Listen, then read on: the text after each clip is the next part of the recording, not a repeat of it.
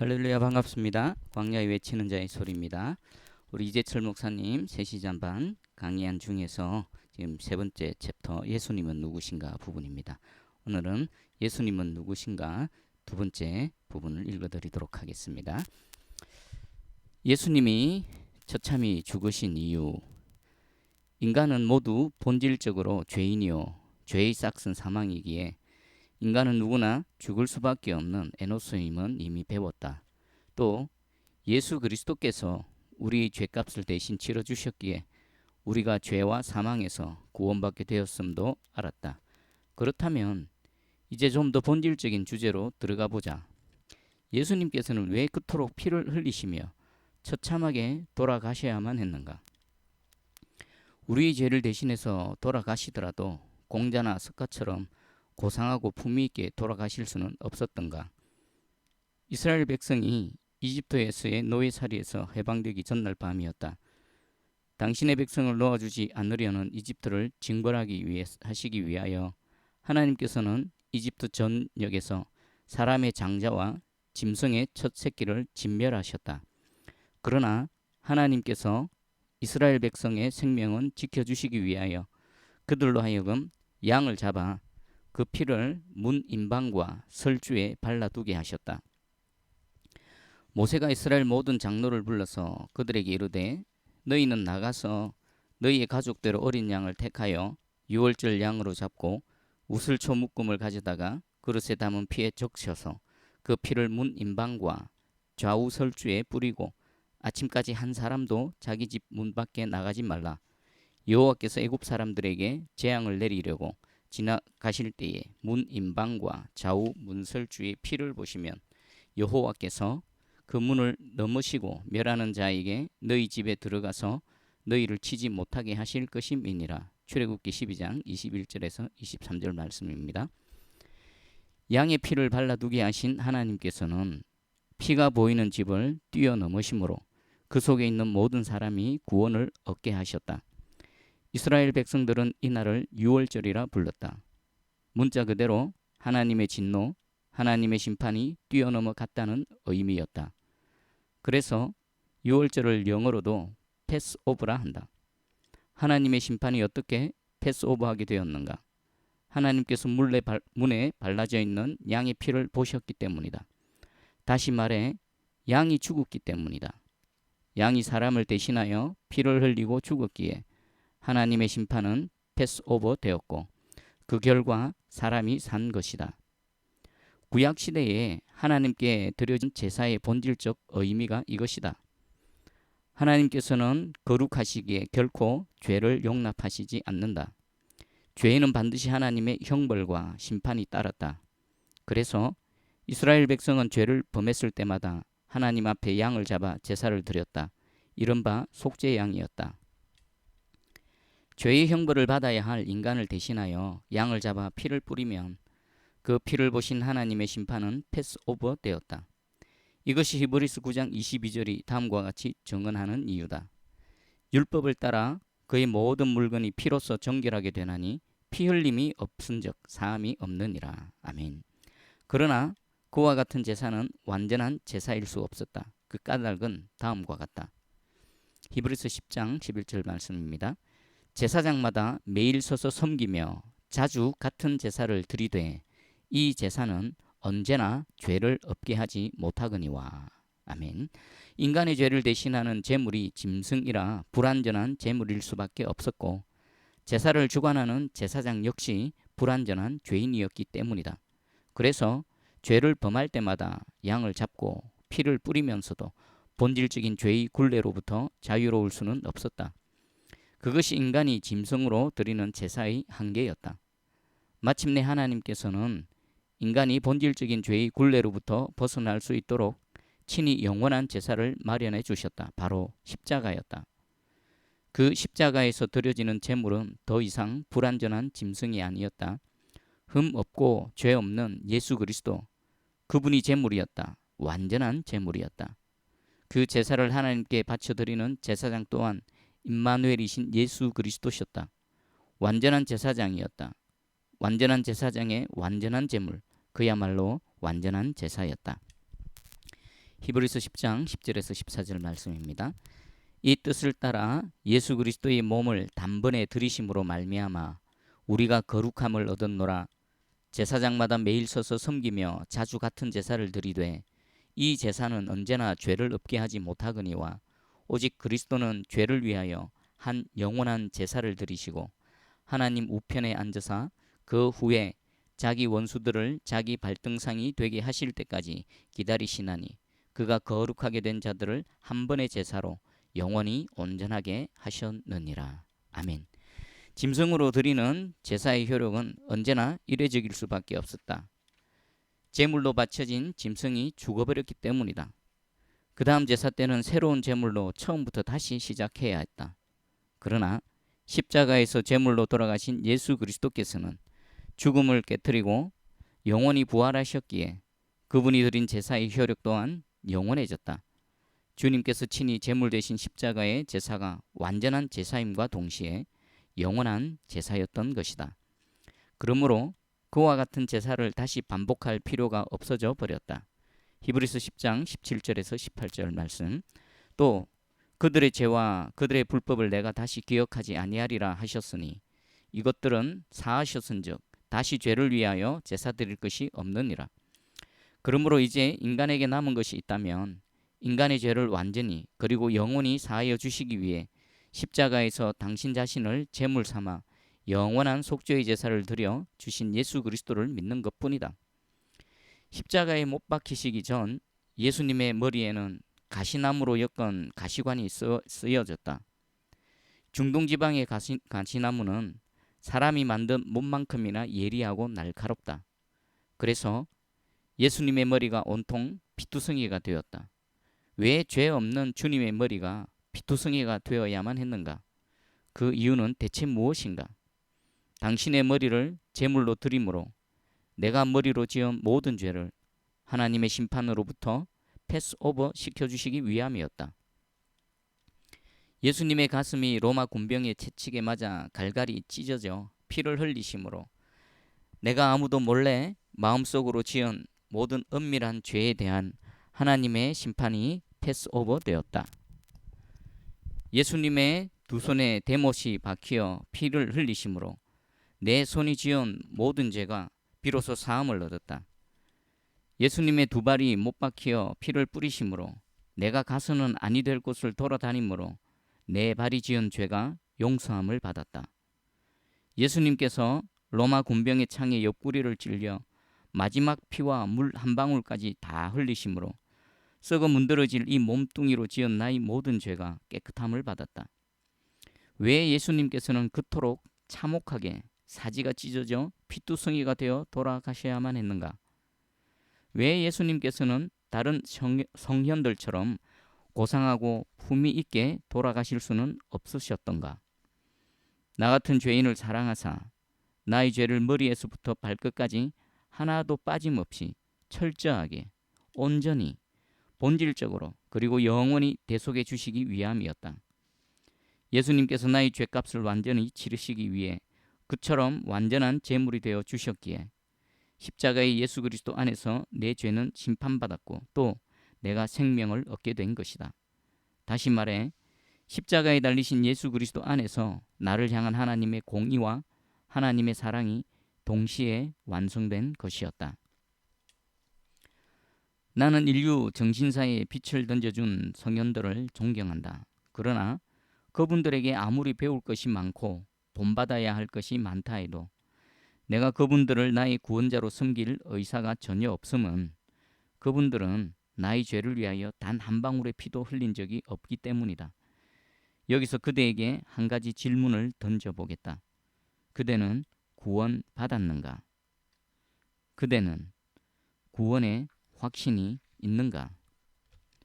그대가 만약 이 질문에 즉시 답할 수 없다면 그대는 지금부터 하는 말에 유의해야 한다. 그대는 죄인이며 예수 그리스도께서 그대의 죄값을 치르시기 위해 십자가에서 돌아가셨고 그로 인해 그대의 죄가 사해졌음을 믿는다면 누가 뭐라고 하든 그대는 이미 구원받은 그리스도인이다. 구원은 말씀에 대한 깨달음과 믿음으로 얻는 것이고 그 결과로 감정이 뒤따르게 되는 것이다. 감정으로 구원을 확인하려는 사람들을 종종 본다.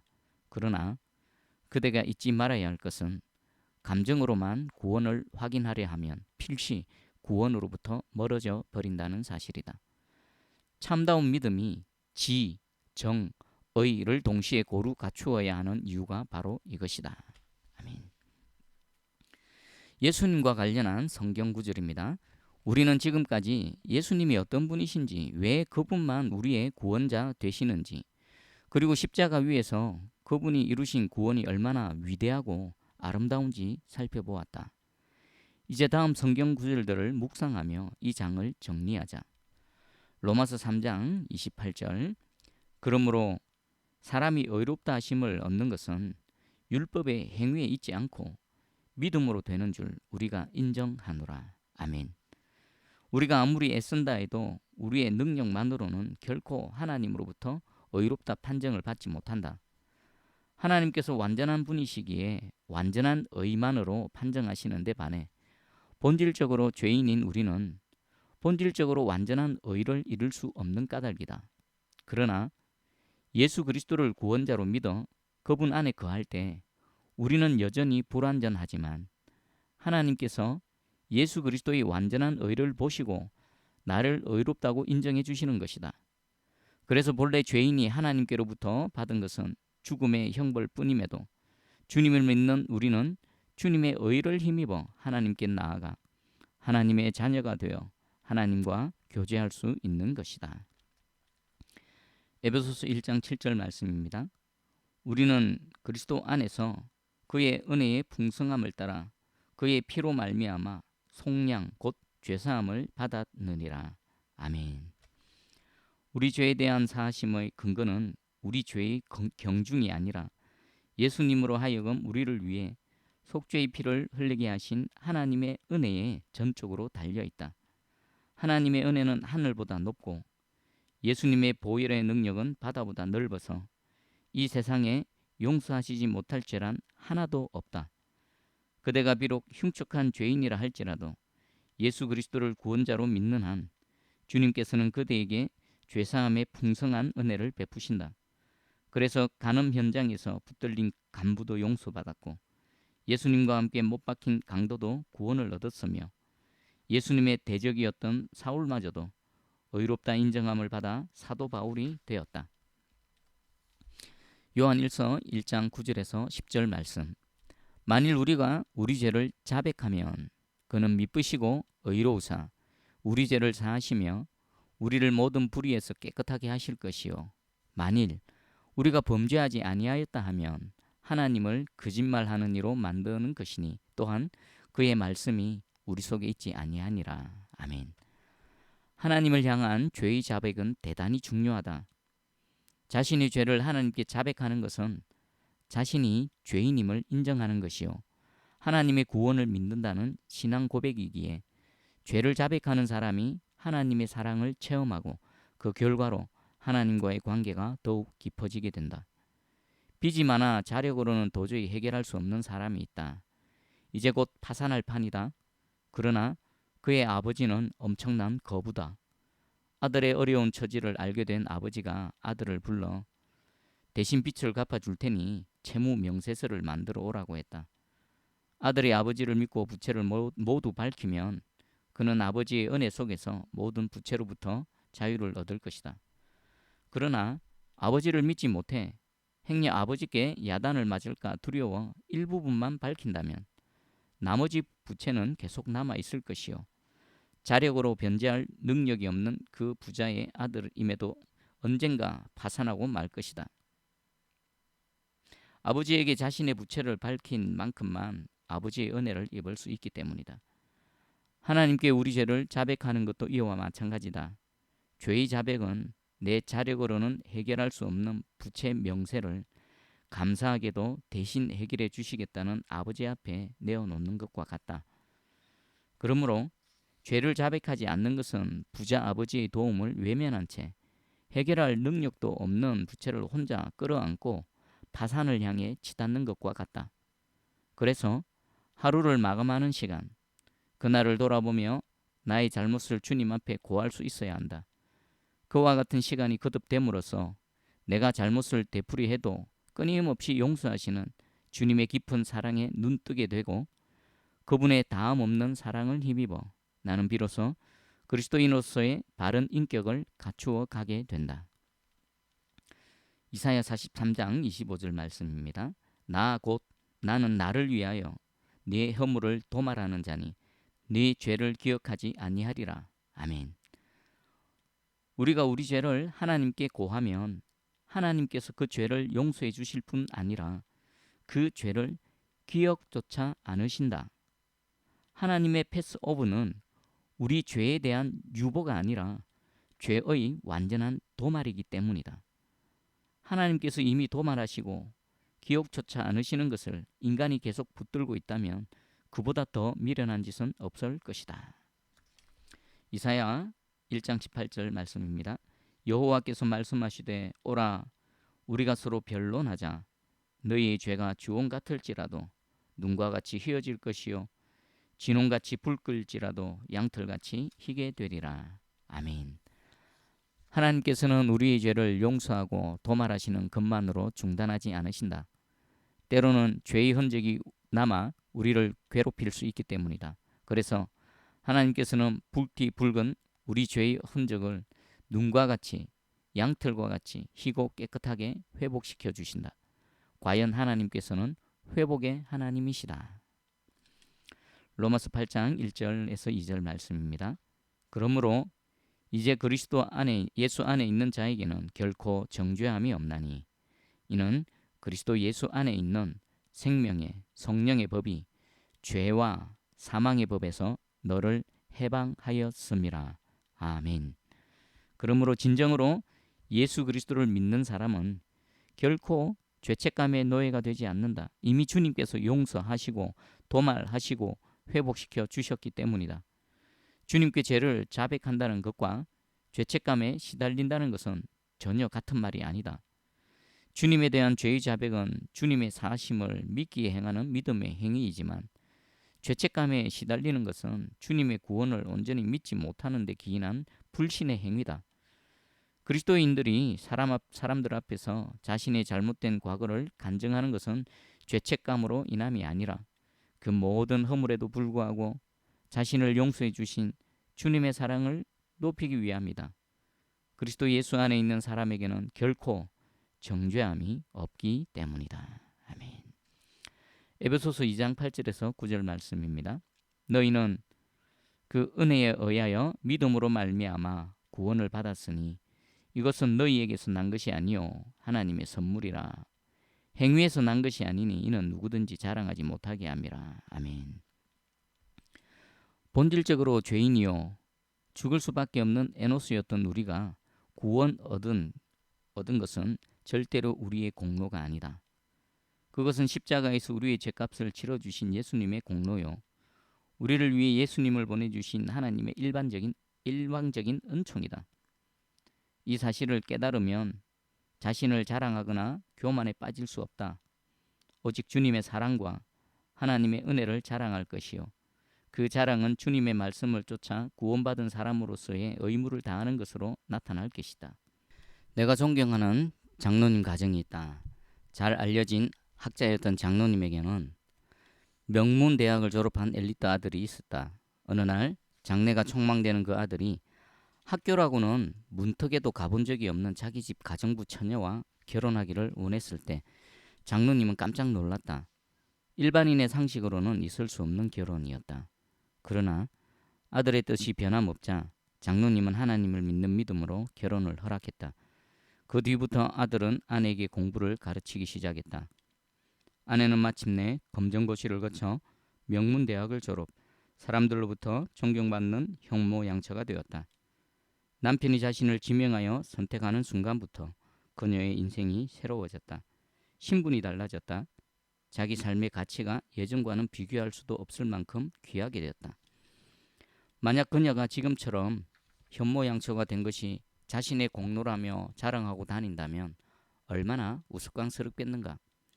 현재 자신의 처지가 귀하게 여겨지면 여겨질수록 자신을 선택해준 남편과 시아버지에게 감사할 것이요 그 감사는 아내와 며느리의 도리를 다하는 것으로 드러날 것이다.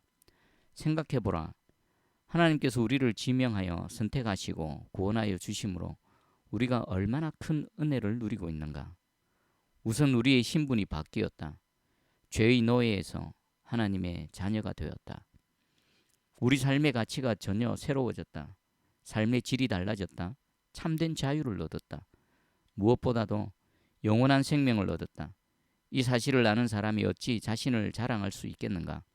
이것을 믿는 사람이 어찌 헛된 욕망을 위하여 또다시 주님을 이용하려 하겠는가? 이것을 깨달은 사람이 어찌 주님께 등을 돌릴 수 있겠는가? 지금 나의 나됨이 귀하게 여겨지면 여겨질수록 주님께 대한 도리를 다함으로 주님만 자랑하지 않겠는가? 아멘. 요한복음 3장 16절 말씀입니다. 하나님이 세상을 이처럼 사랑하사 독생자를 주셨으니 이는 그를 믿는 자마다 멸망하지 않고 영생을 얻게 하려 하심이라. 아멘. 성경이 말하는 영생은 곧 천국이다. 예수 그리스도 안에서 구원받은 우리에게는 영원한 생명 곧 천국이 주어졌다. 주님과 함께라면 이 세상도 아름답기 그지없거늘 영원한 천국에서 주님과 함께하는 영원한 삶은 얼마나 황홀하겠는가. 주님께서 우리에게 맡기신 이 세상의 삶에 최선을 다하며 살다가 어느 날 주님께서 작정하신 때 불현듯 천국으로 입성한다는 것은 얼마나 흥분되는 일인가. 나는 잠자리에 들기 전 종종 주님께 이런 기도를 드린다. 주님, 내일 저를 이 땅에서 필요로 하시면 내일 아침 이 잠자리에서 일어나게 하시고 천국에서 저를 필요로 하시면 내일 아침 천국에서 눈뜨게 하옵소서. 그대는 어떻게 이런 기도가 가능한지 아는가? 그대가 믿는 예수 그리스도 때문이다. 예수 그리스도께서 누구시기에 이런 기도가 가능할 수 있는가? 예수 그리스도께서는 유일한 구원자시요 영원한 부활자시요 참 사람이시요 임마누엘 하나님이시기 때문이다. 그 예수 그리스도께서 십자가에서 우리의 죄값을 대신 치러주심으로 우리의 모든 죄를 머리 끝에서 발끝까지 하나도 빠짐없이 철저하게 온전히 본질적으로 영원히 대속해 주시고 영원한 생명을 주신 것이다. 아멘. 예수님은 누구신가? 끝부분까지 읽어봤습니다. 우리의 영원한 구원자 되시고 참 생명 되시고 유일한 소망 되시는 예수 그리스도와 동행하며 주님의 은혜 가운데 날마다 승리하는 여러분 되기를 축복합니다. 감사합니다.